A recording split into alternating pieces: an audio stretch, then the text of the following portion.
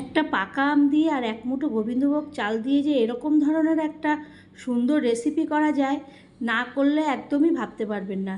নমস্কার বন্ধুরা, আশা করছি ভালোই আছেন। বং কিচেন বনানি নতুন একটা রেসিপিতে আপনাদের স্বাগত জানাই।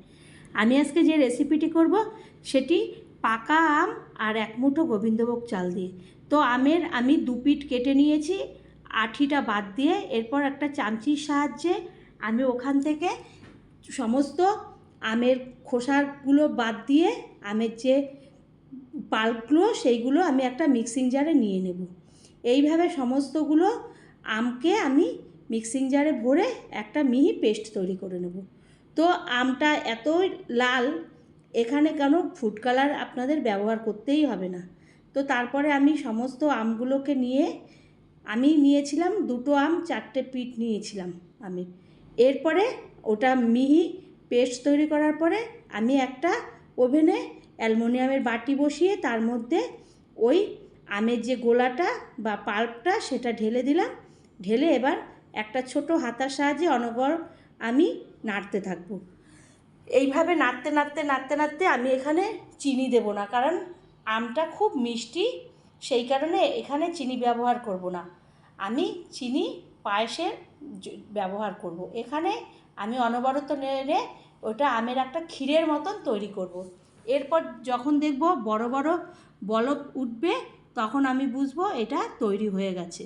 তাও আমি নাড়তে থাকবো, নেড়ে নেড়ে একদম শুকিয়ে যখন যাবে, তখন আমি গ্যাসটা বন্ধ করে একটা সাইডে সাঁড়াশি দিয়ে ওই ওভেনের আর একটা ওভেনের মধ্যে ওটাকে সাইড করে রেখে দেবো। এদিকে আর একটা কড়াই বসিয়ে দিলাম, তার মধ্যে আমি প্রায় 1 লিটারের মতন দুধ দিয়ে দিলাম। দুধ দিয়ে আমি গ্যাসটাকে এরপর জ্বেলে দেব।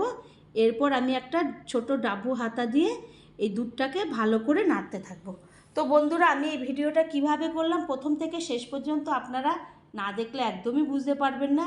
এরপরে দুধটা যখন ভালো করে টকবক করে গরম হয়ে উঠবে, তখন আমি আগের থেকে চালটাকে ধুয়ে রেখেছিলাম 1 বাটি, সেই চালটাকে ওর মধ্যে দিয়ে দেবো।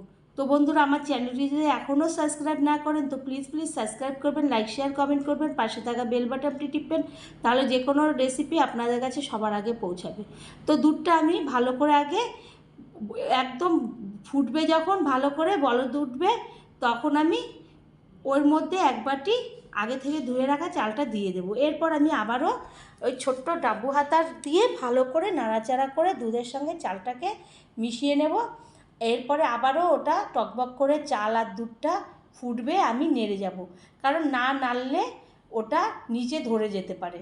সেই কারণে আমি অনবরত নাড়তেই থাকবো, যতক্ষণ না এটা শেষ হবে, কমপ্লিট হয়, ততক্ষণ আমি নেড়েই যাব।